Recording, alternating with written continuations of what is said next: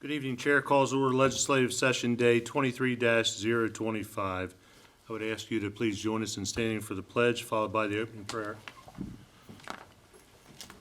I pledge allegiance to the flag of the United States of America and to the republic for which it stands, one nation, under God, indivisible, with liberty and justice for all. Gracious and Heavenly Father, we ask for your blessing as we gather together. Bless this meeting and all who are present. We pray for your wisdom and guidance. Make our way purposeful and our decisions in the best interest of the citizens we serve. Lord, we ask you to continue to watch over and protect our military, first responders, law enforcement, and fire personnel. We thank you for your love and grace. All these things we ask in your most holy name. Amen. Amen. Agenda item number 4, presentation of proclamations. Tonight, we're honored to have members from SARC with us, Louisa, and Mr.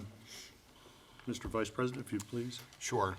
Whereas October is annually recognized as a National Domestic Violence Awareness Month, and whereas although progress has been made toward preventing and ending domestic violence and providing support to survivors and their families, important work remains to be done. The Sexual Assault Spouse Abuse Resource Center, SARC, is a lifeline for victims and survivors of domestic violence by providing a safe haven and advocacy, resources, and hope in Harford County. And whereas there is a need to provide education, awareness, and understanding of domestic violence and its causes, domestic violence affects people of all genders, sexual orientations, ages, racial, ethnic, cultural, social, religious, and economic groups in the United States and here in Harford County. In 2022, SARC served an average of 1,200 survivors each year and answered 3,556 helpline calls.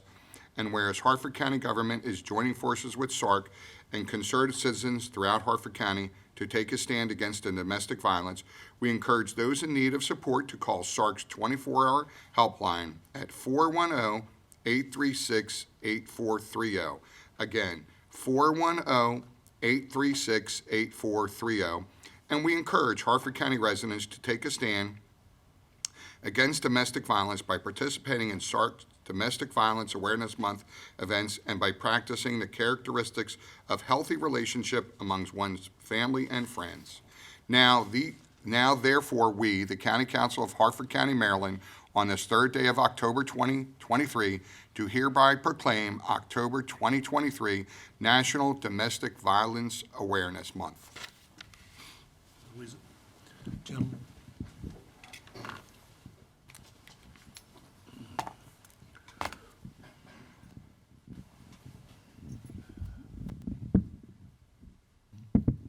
Luis, I see you're in purple, so tell us what the special meaning for purple is. Thank you. So purple is the color for domestic violence awareness.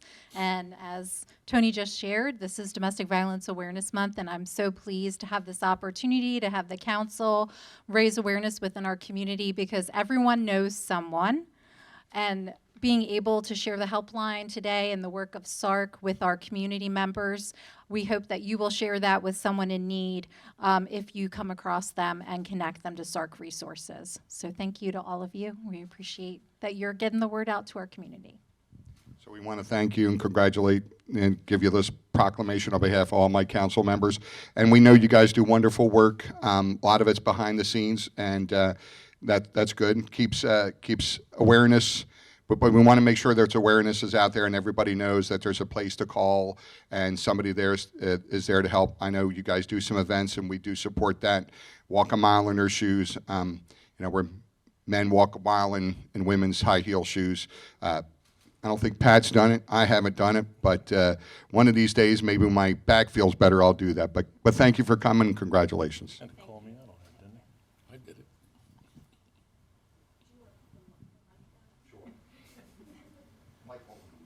You can keep it if you want.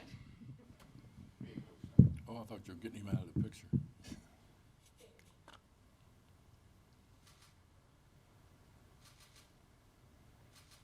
Okay.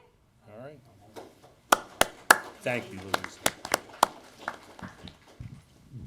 I'm going to make an announcement later on behalf of SARC at the end for my comments that Louisa gave to me. So if you listen, thank you. So, council, if I may, we have a couple of guests this evening. We have the Sheriff Gaylor is here with us this evening. Colonel Bill Davis is here with us this evening. School board member Ms. Lauren Strauss is here with us this evening. Thank you for coming. And I think that's everyone. Council will act now as the Zoning Board of Appeals and return back to legislative session thereafter. Agenda number 5, consideration of petitions, applications, appointments, and nominations. Zoning Board of Appeals case number 5984, Nadine Countess. On September 19th, 2023, we heard the final argument on case number 5984. Mr. Bennett. Excuse me if I, say this incorrectly because it's my first time making this kind of motion. So Charlie, just correct me if I say it wrong. But I move to accept the hearing examiner's opinion. Sure.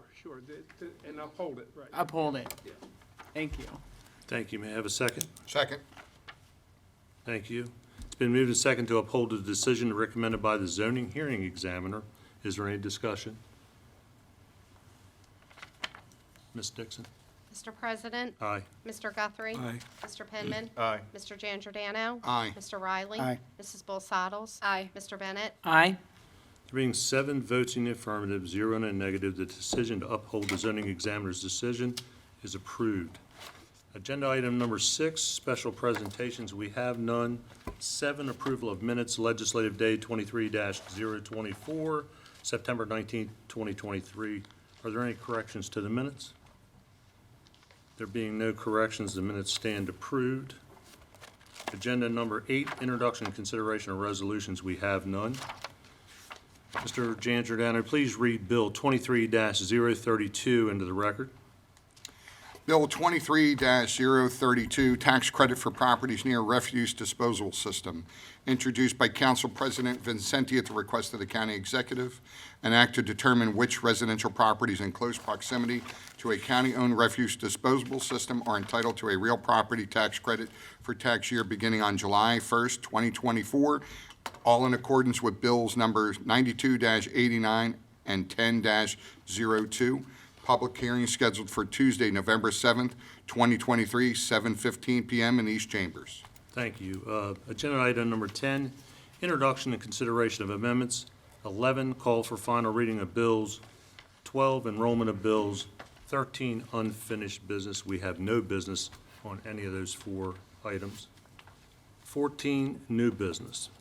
This evening, we have Jefferson Blomquist, County Attorney, with us with an executive request for outside counsel. Mr. Blomquist. Thank you, Council President Vincenti and members of the council. I am here to request outside counsel for 3 county employees, the Director of Human Resources, the Director of Information and Communications Technology, and an employee of the...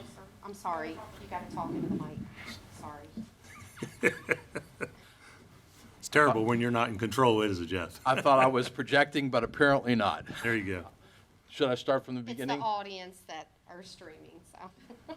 All right. Go right where you were. You're fine. And an employee of the Department of Information and Communications Technology. The Department of Law has a conflict of interest that precludes the Department of Law from providing legal representation to these 3 employees. I'm requesting to be able to retain outside legal counsel. I think that if you're inclined to do so, you can cap the request at $15,000. I don't think it will be that much. It may well be less. But as a result of the conflict of interest, I feel that the law department cannot provide the advice in this matter, and that's why I'm requesting outside counsel. So, in your best recollection, have we ever been asked to provide outside counsel for anything other than bond counsel or zoning issues, land use issues? Sure.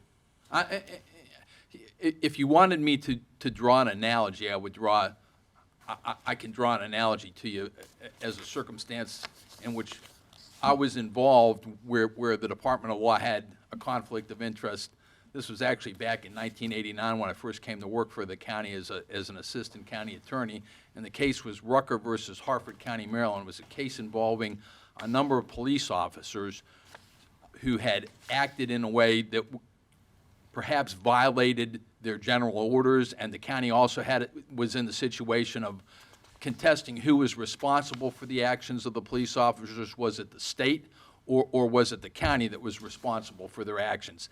And so as a result of those conflicts, and this is typical when we get in the lawsuits where intentional torts or intentional wrongful action is alleged and that's in violation of county policy, practice, and custom, and the county's in the position of representing the county with respect to policy, practice, and customs claims, but it gets outside independent legal counsel to represent the employees who are accused of this wrongful conduct. Why do we do that?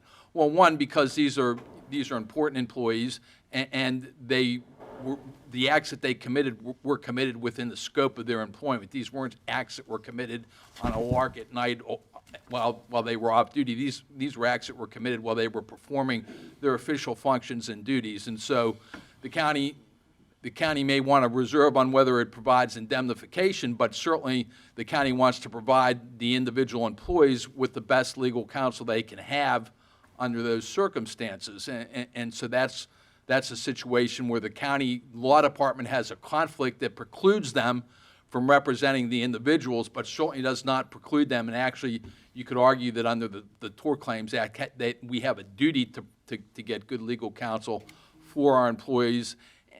You know, and then from a practical standpoint, if you want to recruit and retain good and competent employees, when they need counsel as the result of acts committed within the scope of their employment and kind of in the ordinary course of business, you need to provide counsel to them. And so this is one of those rare circumstances where the county law department has a conflict that precludes the county law department from representing both the county and these individuals, but where these individuals were acting within the scope of their employment and certainly are deserving of a defense. And we wouldn't want to be known as a county that didn't provide a defense, because that would hurt future recruitment efforts and retention efforts for employees who were acting within the scope of their employment when they're accused of wrongdoing. And so that's the circumstance that brings us here, and I've confronted that circumstance both in this county and in my representation of local governments throughout the state. We talked about the possibility for 3 employees. Do you anticipate other employees or other individuals needing legal counsel? I do not anticipate that. I can guarantee the council that no representation will be provided to the county attorney, no representation will be provided to the director of administration, and no representation will be provided to the county executive. I can guarantee that I'm not seeking approval to provide any outside representation to myself or those other 2 county officials.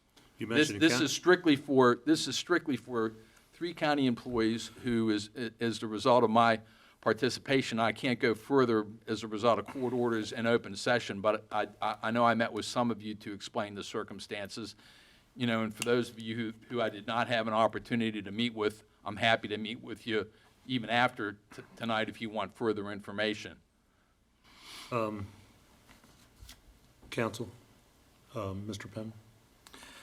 Mr. Bloomquist, I tell you, I'm embarrassed for our county and frankly shocked that the administration would commit the alleged criminal acts against the council and then come before the council and request tax dollars for criminal defense. And the case that you decided was the Ruckers. That's a civil case. That was in relation to liabilities. This is a criminal investigation. No, I'm sorry, Mr. Penman, it's not a criminal investigation. And again, I will be happy to meet with you, and I'll be happy to present a law that establishes conclusively that it's not a criminal investigation, and no one has made any probable cause finding or submitted any probable cause finding or statement of charges against any of these 3 individuals. So your characterization is blatantly incorrect, and again, I will be happy to meet with you after this proceeding if you would like further information. I am precluded as a result of court orders from disclosing more information in public, but it has nothing to do with a criminal proceeding or a criminal matter of any nature that's pending. Well, I disagree with you, and I think that those are semantics, because the grand jury evaluates the state's evidence against a person and decides whether there is probable cause for criminal charges. That's the purpose of the grand jury. And if it's not criminal, why would those subpoenaed need attorneys at all? Why do they need attorneys to tell the truth? Why would they need to be concerned with self-incrimination if it's not criminal? I'm not going to go into details here because of the result of court orders, and what I know is the result of my participation in the proceedings. I've given you the reasons and the basis for why I'm making the request.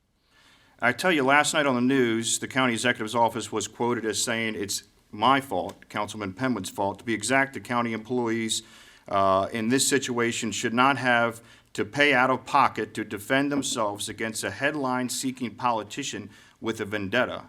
But isn't this investigation being conducted by the state prosecutor's office?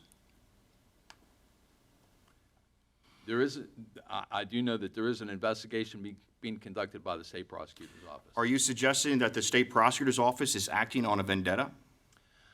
I'd be happy to discuss that matter. I think the state prosecutor's office has no authority. I've raised that issue. I believe they disagree with you. They could disagree with me. There's disagreements in the law all the time. Well, let me give you the mission of the state Well aware. prosecutor's office. Have you seen that at all? I'm well versed in the legal authority of the state prosecutor's office and in what matters they're allowed to conduct investigations in. Well, I'm going to read it, just to put it on the record. The state prosecutor may investigate on his or her own initiative or at the request of the governor, the attorney general, the General Assembly, the State Ethics Commission, or the state's attorney, certain criminal offenses. These include state election law violations, state public ethics law violations, state bribery law violations involving public officials and employees, misconduct in office by a public official or employees, or extortion, perjury, obstruction of justice related to any of the above offenses. So based on that mission, this investigation is 100% criminal. Because they don't do civil, Mr. Bloomquist. Now, there's Grand jury investigations are not criminal. The law is very clear that grand jury investigations are not criminal. Grand jury investigations come before any criminal procedure. There has been no finding of probable cause, and there's been no establishment of probable cause of wrongdoing on any individuals. And again, I know, I'm not going to go into how I know, but I have represented the council, and I have no problem representing the council, that the three individuals for which I am requesting information did nothing outside of their ordinary scope of business and duties. And again, I see that that's exactly analogous to a police officer, and I can give you all kinds of scenarios that wants a request for having killed someone while they were within the scope of their duties, responding to events. But if they're negligent and they're charged with a criminal, or they're under investigation, the agency's not going to cover them. Their union representatives are not going to cover them. If they've been charged, what happens before they've been charged? Before they've been charged, they're not subject to be questioned by anyone. That's a different circumstance. Well, I disagree. And I disagree that this should be permitted to retain outside counsel Okay. for a criminal investigation. And I'll cite this. Are you familiar with the Maryland State Government's Code 12313, which provides restrictions on the Attorney General's office for appointing counsel for criminal investigations? And I'll just go ahead and read it, too. The Attorney General may not represent or appoint or provide counsel to represent a state officer or state employee in any investigation of the officer or employee by a criminal law enforcement agency, right? In any criminal action against the officer or the employee in a court of the state or the United States. So if it's not permitted by the Attorney General's office, why on earth is it permitted here in Harford County? That addresses criminal proceedings. And as I told you, in the law is clear and unequivocal, grand jury proceedings are not criminal proceedings. And I'll be happy to send over the citations to that, but that's widely recognized, and anyone that's conversant in grand jury law knows that. So grand jury proceedings are not criminal proceedings, and so characterizing them as criminal proceedings is inaccurate and not in accordance with the law. I disagree, and Well, you're I welcome find- to disagree, but that's the black letter law. And we've already covered that. So I find it interesting, though, the county executive who has proclaimed to have a structural deficit, defunding school budgets, defunding the sheriff's office precinct, and many nonprofits, but now wants to fund his own administration's criminal defense. I find it unethical to use taxpayer dollars to fund a criminal investigation. That's all I have, Mr. President. Thank you. Mr. Riley. Mr. Bloomquist, I couldn't agree with you more. Grand jury is not a criminal proceeding. Been a police officer for 24 years, been in the courts 20 years. Nobody has been indicted in this at all. It's a, I almost want to say a fishing expedition, so to speak, as a criminal jury, as a grand jury. And therefore, I highly recommend that we as a council approve this money for county employees that are just fulfilling what their supervisors informed them to do. Nobody's been fingerprinted, nobody's been photographed. Anytime I charged anytime anybody's been charged, they always are fingerprinted and photographed. So I vehemently disagree with my councilman from B. This is definitely not a criminal act. It's not a criminal proceeding at all. Thank you, Mr. Riley. Mr. President. Mr. Bennett. Mr. Bloomquist, if you could just speak to the scope of the representation, like if you could talk us through at what point the representation would cease under this funding that would be provided, and what that representation would look like, as much as you can speak to that. Because, it wouldn't, as far as I understand it, and you correct me if I'm wrong, the representation would not continue through an indictment, a court case. Absolutely not. No representation through indictment or statement of charges. At that point, representation ceases. At that point, there's a criminal proceeding. It's a whole different ballgame. And at that point, the employees would have to find representation for themselves. That's correct. And I'm not asking for that approval from this council. Thank you. I just wanted to clarify that scope. Thank you. Thank you, Mr. Bennett. Anyone else? Mr. Bennett. Mr. Riley, just have one follow-up question to you. You said that they were carrying out orders that were given to these three that are involved in this case. How do you know that they were carrying out orders? I don't respond to my colleagues. I respond to Mr. Bloomquist. Mr. Bloomquist, do you have any evidence to suggest? Mr. Penman, I'm under court orders not to go into specifics. I can tell you And that there is. I think we've covered all that enough. Thank you. So what I would like to do is, I understand you have not met with every council member. I would like to give you the opportunity to do that over the next day or so, and then we will take this up at another meeting. I understand that some of the people sat before the grand jury today. Correct. So if they needed legal counsel, more than likely they already had it with them, I hope. So we'll Correct. consider. Legal counsel agreed not to charge the individuals individually pending a determination by the council as to whether they will approve funding for outside legal counsel in this matter. So we're going to give you a couple of days to meet with everybody that you need to talk with, and then we'll reconsider this. All right, I appreciate that. I appreciate your consideration. Thank you. Absolutely, thank you.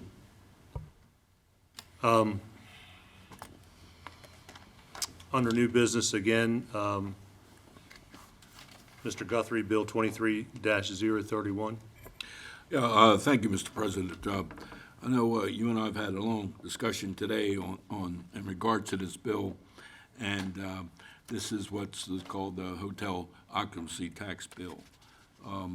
It's a bill that provides that 50% of the hotel tax raised in the District A, Edgewood, Joppatown area, 50% of it would be spent in that area, just as it is in Aberdeen and Havre de Grace. Aberdeen gets 50%, Havre de Grace gets 50%, and we don't. And we have 9 hotels there that raise about $685,000 a year, of which all of it goes north, and literally none of it very few pennies that is spent in the area. So my conversation with the President Vicente, listened to him. He's got some businesses or groups that want to discuss this a little more. So I've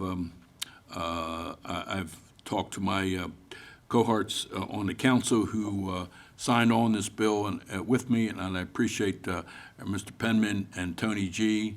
and Jim Riley and Jessica Boyles, who all signed on this bill, and I got their okay, because I need their okay to withdraw it for now, but I have every intention of introducing the very same bill on November the 7th.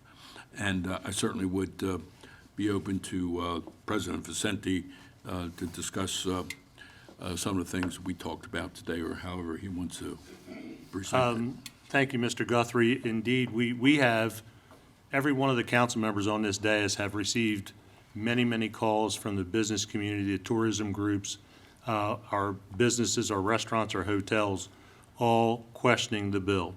And I think it's proper for Mr. Guthrie, myself, and whoever would like to join us to sit down and listen to these individuals and discuss their concerns, so that if we do come forward with any legislation based on the hotel tax or the revenue, we do it in a way that everyone agrees. I totally understand his concern of wanting to bring more revenue to his district. He has a great opportunity there coming out of the ground with Copper Mine to enhance tourism capabilities in the district. I look forward to working with him to discuss this. We're going to set up some meetings in the next few days to get these individuals in-house so that we can hear their concerns, ideas, and questions. And then from there, Mr. Guthrie is correct. We're going to bring this bill back on November 7th. Right, no more than 3 council members at a time. That's correct. I was talking about actually Mr. Guthrie and myself. Yeah. Yes, yes. And with that, we'll move on to agenda item 17, comments from attending citizens. I believe we just have 2 this evening, Mr. President. John Malamo, followed by Brianna Coleman.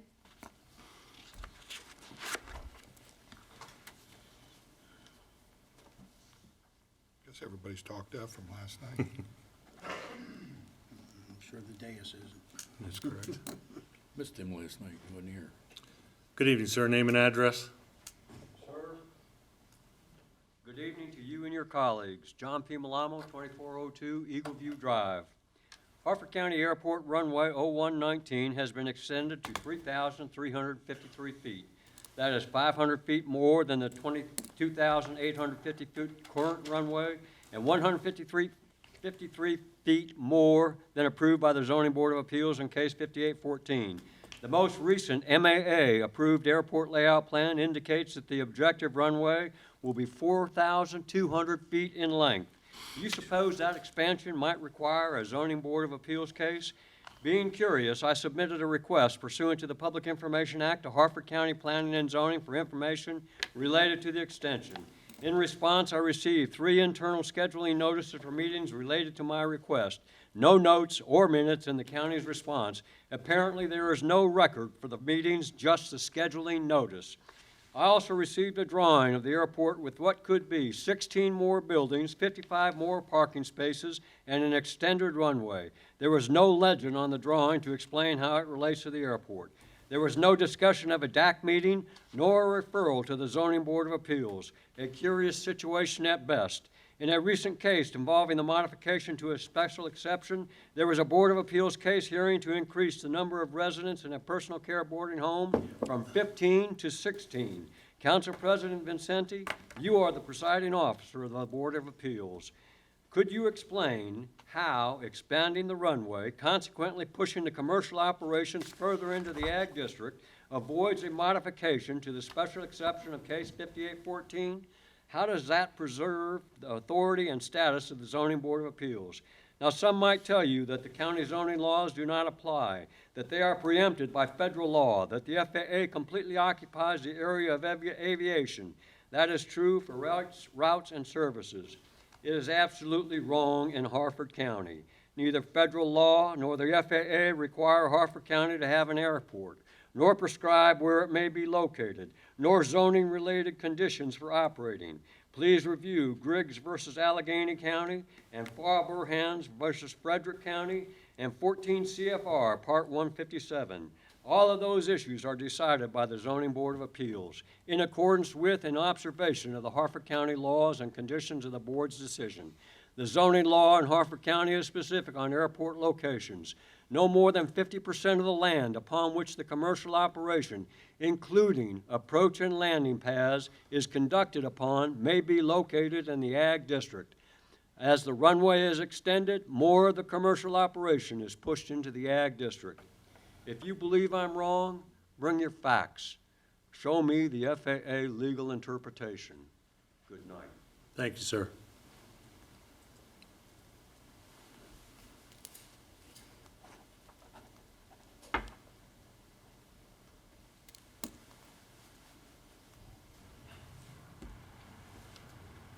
Good evening, ma'am. Name and address? Good evening. My name is Brianna Coleman, 2347 Ingle Road in Fallston. I get to follow an airport guy. I mean, what an honor. Good evening, council members. Nice to see you again. My seat was still warm from all the supporters here last night for the bills that I can't talk about. I recently heard a speaker that was a doctor mention that Harford County is about to lose one of the 2 hospitals in the entire county, which will result in a loss of beds, quality of care, etc. I would hope the information shared by a local doctor is as concerning to all of you as it is to me. I would imagine this falls under the adequate facilities category, like the schools and the roads, etc. This is just another example of how all 7 of you have been made aware that there are inadequate public facilities in our county, and yet you are moving at a snail's pace to correct them. Some of you are not even moving at all, and Mr. Penman, I'm looking at you. I like to preface by saying that I have good dialogue with Mr. Penman. I think he's a great guy, but I think that he could do a better job for District B. Your letterhead is being put to good use, but not for the issues that your constituents actually care about, Mr. Penman. You continue to lobby for developers and their lawyers instead of District B. Sounds more like a career than a calling as you continue to ignore the request of District B and represent someone else's interests. I am also very new to this, and I am too confused by your actions. If you truly support the citizens of District B, please show it. Thank you. Thank you, ma'am. There are no more speakers, Mr. President. With no more speakers, we'll move to agenda item 16, business from council members. Mr. Guthrie? Thank you, Mr. President. Just to finish up on that Bill 2331 that we're holding off until November 1. November 7th. November 7th, I'm sorry. Let's try it. So all my constituents know, because I have hundreds and hundreds of people that are interested in this bill, and I've only received one negative email, and I've had hundreds of emails and phone calls that support the bill. Of course, it's my district, so I guess maybe that's why I get so many people that are in favor of it. So I just want all my people to know that it's coming back, and we're hoping to get to talk to all the groups and the people involved and get the point across of how negative it's been to District A and the area when we're raising $685,000 a year, and in the last 8 years, $5.5 million has went into the hotel tax fund up here in this side of the county, and literally probably not a penny of that has been spent in the Edgewood or Joppatown area where the money's being raised. So, and I know Pat will get me on one thing, because we did spend $14,000 from the hotel tax to build a new statue in Mariner Point Park. So we did get that. We did get $14,000 out of the $5.5 million. Also, just a couple things. On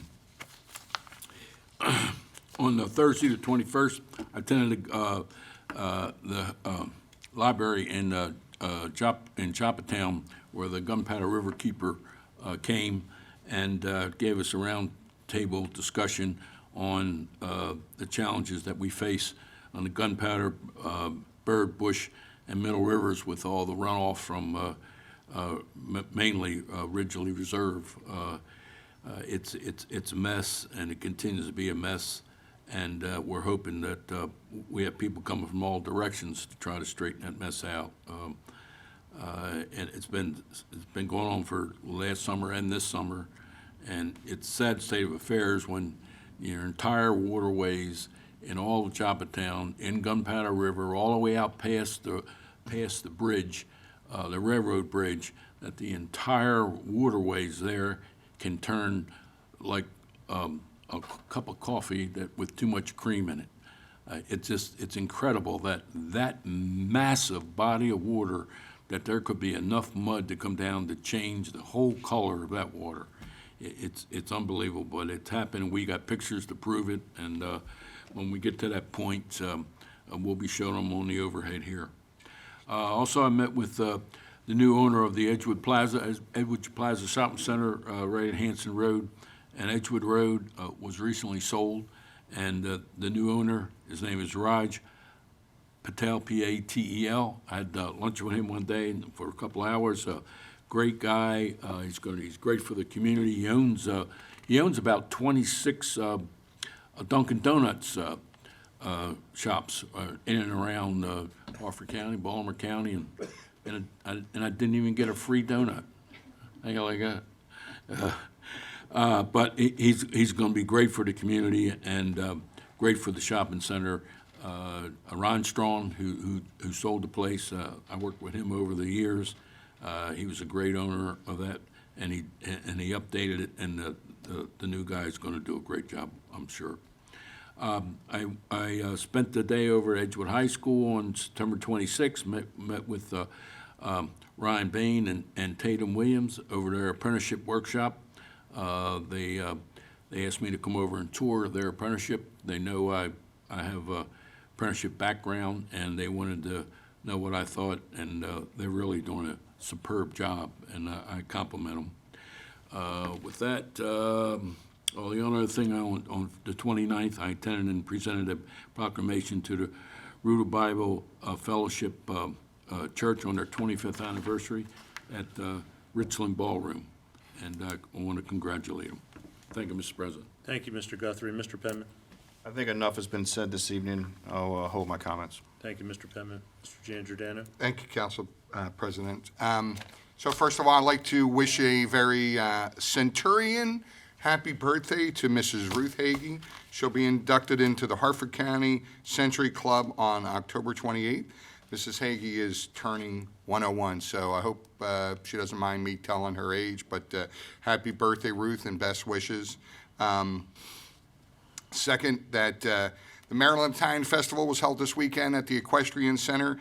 We had over 23,000 people that came out. We raised over $300,000 for charity. I see a couple of people in the audience that were volunteers, and we certainly appreciate all your help. We could not have done it without all the volunteers. So thank you so much for your dedication and effort. I know I worked for 3 days cooking sausage and peppers. We sold 5,000 sausage and peppers, and it comes out to be 3 sausages every minute when you look at the time. So congratulations to the Society of Italian American Businessmen for their event and for all the help that the entire community put out.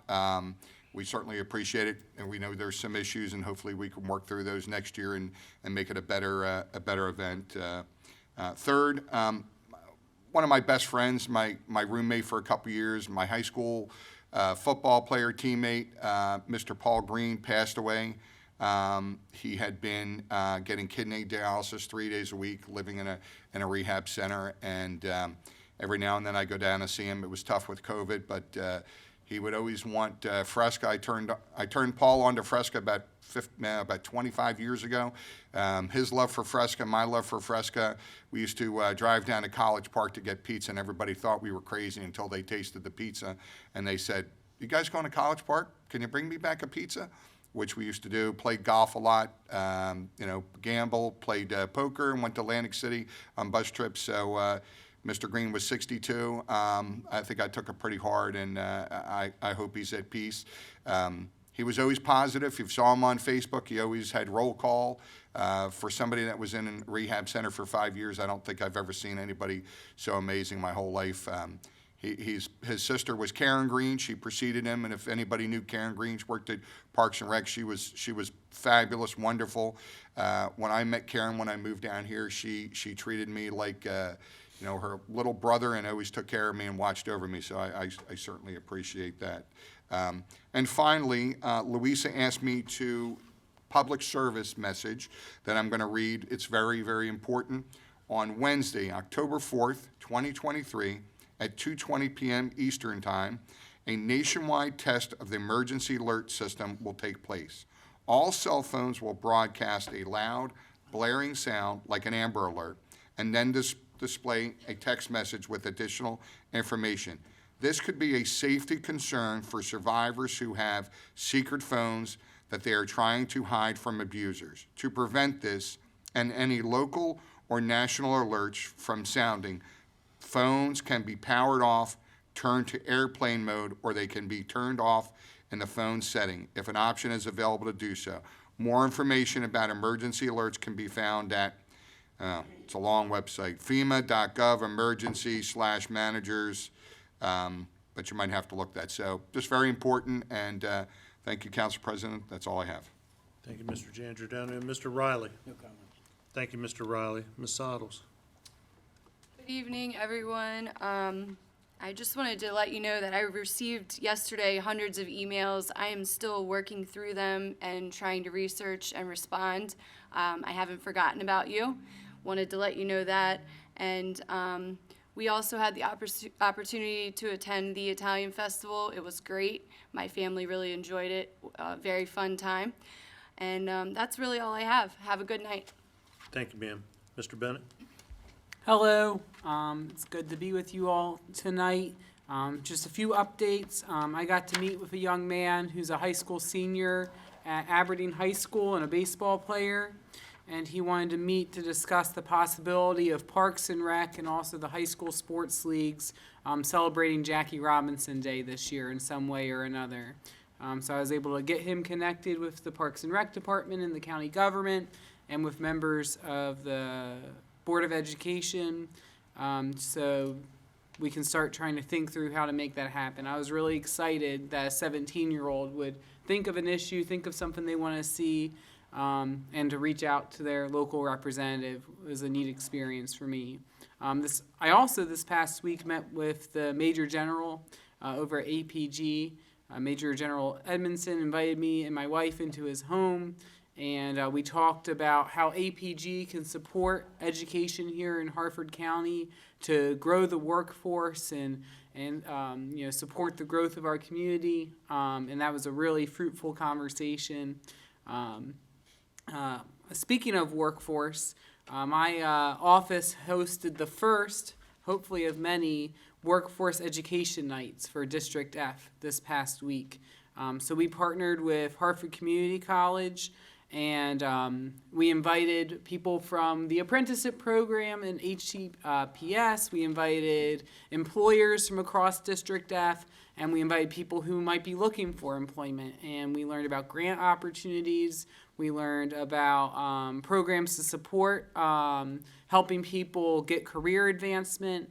We learned about programs to help get tax credits for employers who employ high school students so that we can encourage high school students to get supportive jobs.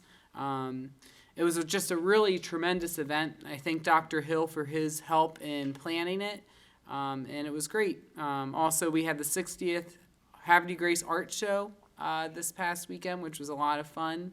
And then two things coming up in the future. On Saturday morning, there's going to be a walk to end Alzheimer's from 9 to 11 at Lido's Field. I'll be walking with Citizen Care in support of them and of the cause. And I hope a lot of people come out and that we're able to raise a lot of money in this effort. And then also on Saturday, we'll be having the Upper Chesapeake Bay Pride Festival from 2 to 6 in Havre de Grace. It's a family-friendly event that my home church of St. John's sponsors each and every year. I always look forward to it. It's a lot of fun with music and crafts and vendors and food. And that, for me, that's everything tonight. Thank you very much. Thank you, Mr. Bennett. Any comments from the President? First of all, I want to thank everyone last night who attended the public hearings. I know it was a long night. We were able to have all 3 public hearings in a special session. We had several hundred people here last night speaking their mind, their concerns. And I appreciate the fact, for the most part, everyone is extremely respectful, allows everyone to be heard, and allows every voice to be heard. The Bill 23026, I think, is correct for the warehouse legislation. That drop dead date for that is October the 10th. We are working on amendments to that bill yesterday, today, and we will continue working on that till we get everything we need prepared for Mr. Kearney and for introduction here on the 10th.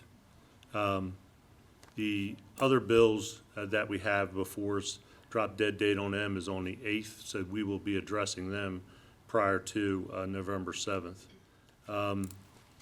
The other thing I want to talk about quickly is that now for last night and again tonight, Brianna brought up Upper Chesapeake. So I think it's timely that Mila, Sam, that we reach out to Ms. Wise and we have another update from Upper Chesapeake, bring them in like we've done before, let them give us an update on where they're at on the renovations and the opening of the Aberdeen office and the other renovations that they've been doing. The other thing that I would like to talk about, Mr. Bennett, do you have a question?